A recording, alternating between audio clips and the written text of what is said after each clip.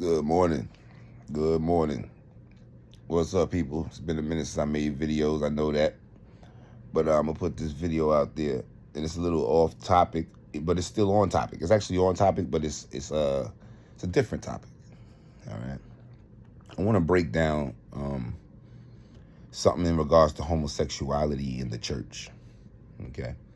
All right. Now, my stand on homosexuality, I don't agree with it. Okay.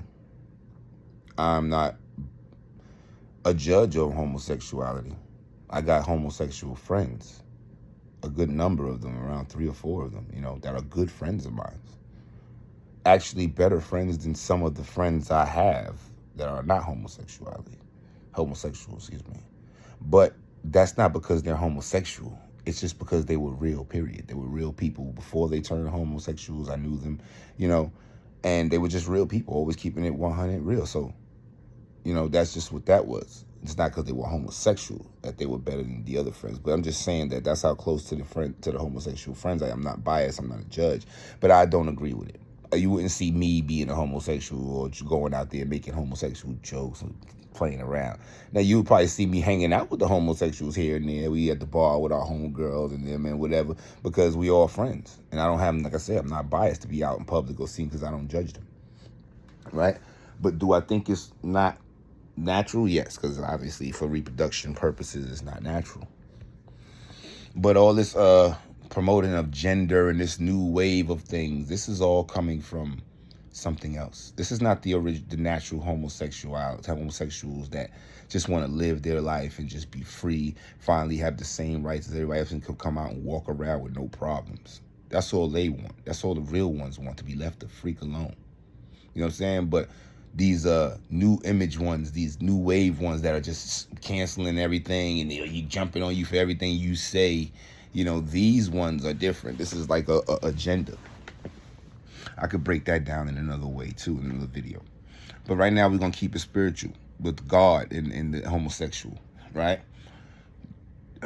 Okay. Now you know how what I promote on this channel, what I preach about Yahweh being Satan all along, and how the Father and Jesus are together, and that even some of the apostles are false, wolves in sheep clothing, right? And I'm gonna show you something right here, right? Just to give the homosexual a perspective to go to the churches with, because I'm not advocating homosexuality here. I'm just being fair, and I'm keeping it 100 with them so they can, and I'm gonna show you something. In the Bible, we have a couple of occurrences that lets us know that homosexuality is not accepted by Yahweh, right?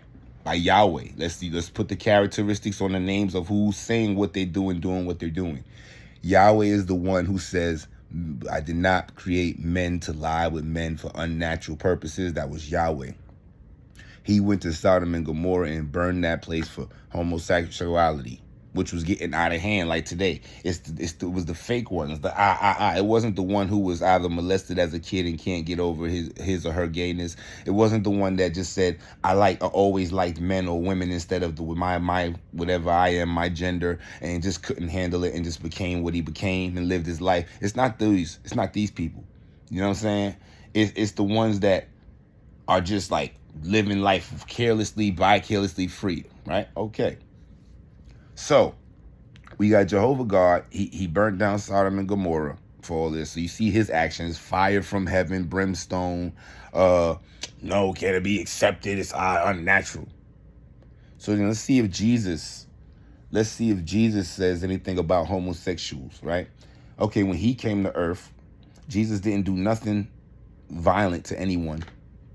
Any violence. There was no violence. And all Jehovah has done is violence to any opposing wrongness, sin, or whatever. But Jesus shows a whole nother light of merciful kindness and love. And this is who he's always been. It's never been, no, I was always evil to you, bad to you guys back then. It's been him. So we can't say Jesus disagrees or agrees at all with the homosexuality, right? But what we can say about Jesus, though, is that Jesus said he was here for the sick. Now, is a homosexual sick? I don't know. I don't know. Are they sinners? They're definitely sinners because everyone's a sinner, right? So they're sinners and they're doing something not naturally designed with man, right? You're not being able to reproduce. You're not, so it's obviously not designed, and you may be doing sin. But Jesus wouldn't cast you out. The Jesus we know that we read about, he's going to embrace you because he is there as a physician, right? He says the sick, the healthy don't need the doctor, right? The sick do. So he would embrace them. Now you got someone in the New Testament like Paul, the apostle, that you would think was with Jesus and says everything Jesus wants you to know and wants you to say. So Paul would say something like, yeah, men that lay with unnatural cause, like he said, touched on the homosexual issue too, and said it was unacceptable and that you're going to burn. So all that may be true. It may be unacceptable and you're going to burn. You may burn. Who knows, if this is true or not. But all I know is that you cannot trust Paul because Paul was the same one that said it was Jesus that gave the snakes, right? Jesus that gave the snakes to the Israelites in the wilderness. And it wasn't Jesus, because Jesus is the one who says what father would give his son a snake if he asked for a fish or bread. So we see from Jesus' own mouth, he don't agree with giving snakes and whatever, but yet Paul is sitting here saying that it was Jesus in the past that did that. Paul, the same Paul that says women don't have the right to speak over man, he believes that women shouldn't be able to teach. That was him. I don't think women should be able to teach. He didn't say Jesus said that. So he's causing controversy, and all type of things, regardless of his reasoning, because the woman was tried and the man wasn't. That's a good manly way of seeing things. Man, you got you, not us. And everybody thinks Adam and Eve were together. That shows you that Adam and Eve weren't together. The woman was deceived. Then she gave it to her husband later.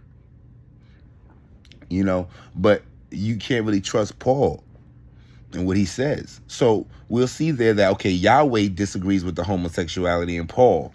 Paul still lives sort of off of Yahweh in a way because, he's still on that, even though he's acting like he's with Jesus.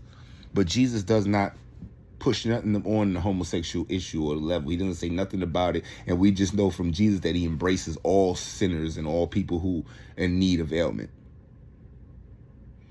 So, and plus, most said homosexuals, they didn't feel good about themselves at first because they knew something deep inside was wrong about it. But then when they see everybody else comfortably coming out, they start coming out. Now, okay, yeah. But inside, something's wrong. Not right and natural. You can be hoaxed to believe something like, just be you. It is natural. Okay, it's natural and tell yourself it's natural, but it's not. You can't have no babies. It's not natural. That's why there's a man, and that's why a woman looks like that. That's why she's got the long beauty and the essence of things. And that's why we're the grunt strong, because it's the different designs in the same species. Just like that through all nature. Man, woman, the male, the female, the male, the female.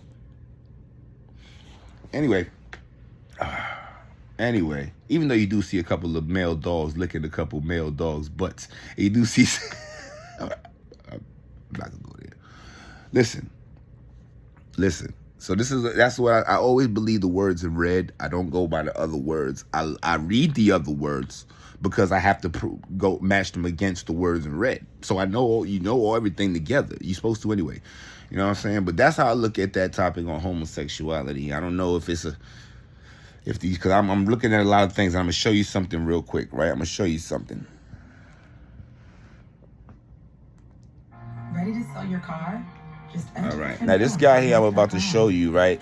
This guy, he's breaking down why homosexuality ain't good and what the Bible says about good. But what he's going to do is he's going to lie. He's going to tell a falsehood that is not true. And this is where people go wrong here with, to me, mixing Jesus up with what this man is about to say, because it's not true. Now, watch here, Pete.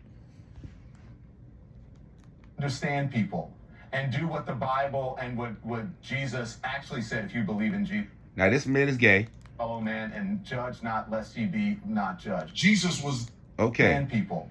And do what the Bible and what Jesus actually said if you believe in Jesus. And that is to love your fellow man and judge not lest ye be not judged. Okay. That's facts. He's gay. He's a news anchor, Don Lemon. He's probably why he wants you to say his name. You say Don Lemon, he's gonna be like, it's Lemon. Just joking. Okay, don't cancel me. But yo, okay. So, but he's not lying. He's telling the truth. That's exactly what Jesus said. He's forgiven and he embraces everyone. But this guy, watch what he says. Jesus was there in Sodom and Gomorrah. Lie. Jesus was not there in Sodom and Gomorrah. It never says Jesus was anywhere near Sodom and Gomorrah in the Bible.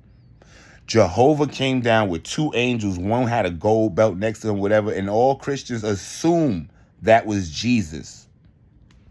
Was raining down fire and brimstone. He was not. Jesus is the author of Leviticus. No, he is not.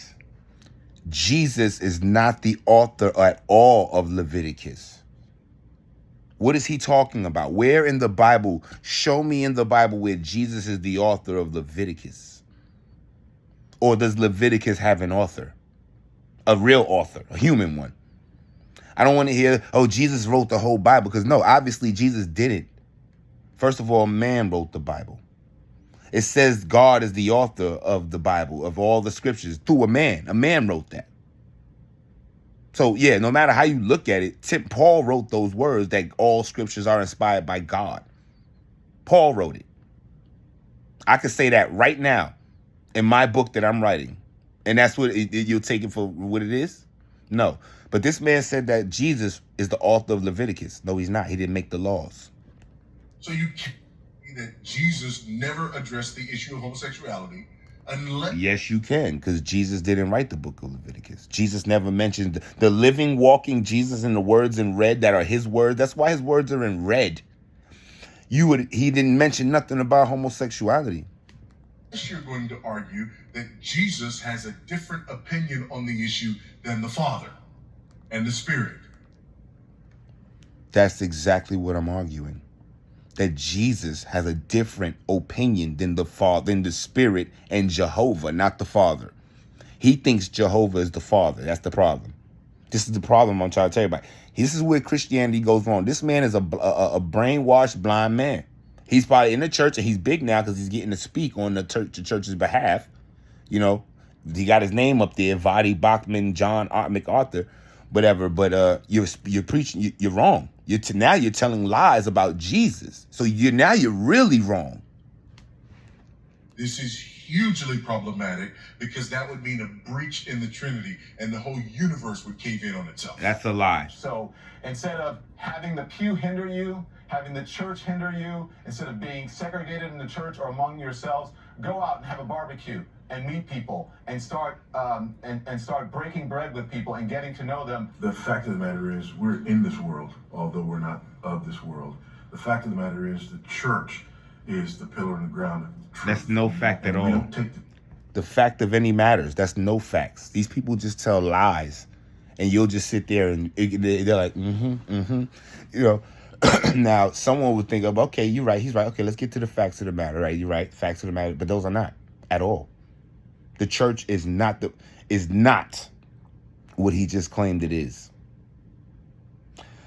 So this is how you got to watch out for like wordplay and propaganda and the influence of certain people, because the influence also matters if they have a lot of influence on people, because all they have to do is say stuff, and the other people that really rock with them are going to be like, okay, all right, but they're going to miss all those words that he just said that were lies. Jesus made the book. He's the author. Yeah, right. Okay, so what are we getting at? Right, you're right. So he did say that. Jesus did. No, he didn't. Never, ever. So that's where I stand on stuff. You know, I've been watching a lot of things with these politicians in the world. Just watching the world and how they fit in with the biblical scheme of things, you know, and you see a lot of these false prophets saying a lot of things, man, and just you gotta really examine this stuff to know before you fool yourself, because you be out there, nah, y'all are wrong. Jesus said, and he didn't even say none of that. And he gonna come here and to look at you like, I didn't say that. But you did, you said it right here in Leviticus. That's Jehovah, and that's Moses or whoever they say wrote that book. I didn't write that or say that. But you were here with where does it say I was there? The angel, it says right here, has the belt with the gold, and then he had the. That's not me. Who says that's me? Paul. Paul said that the homos are. Yeah, Paul is not. You blinded Paul on the road and was said that. Did that really happen? You don't know. You don't know if these people. Look who got control of the book, right? Remember this. The Roman emperors got control of that book and put it together the way they wanted to with Constantine. They removed the books and they put in whatever injections and changes they wanted and put it out there to the public. These were not friends of Jesus. They didn't have the motive of getting the true spiritual word out. They removed stuff. And yet they're still removing passages today, like I showed you about the Elijah passage in Luke chapter 9. King James Version has the original. They removed it out of almost every Bible because this is their job, to keep the truth away. So, yeah. I don't understand how people are going so full wholeheartedly on this, whatever. And you see, the funny thing is that the liars are the truth tellers, so-called, are the liars. They're the ones making up and fabricating that he said, because they have a lack of knowledge. This is why it is so important to not only read your word, but study it. Study it. Sit back and then ask God questions. Listen, I don't know what God. It could be Jesus the Father. It could be the source, the universe. It could be, Sophia and the other gods. I know it ain't Yahweh. You know what I'm saying? But you can ask for that God to help you with this information. And then he's going to see you on that path. And he's going to open some doors for you and enlighten you. Because he knows that you have broken the first level. You have beaten the blindness. You have unveiled your own veil, So that's all, people. Love.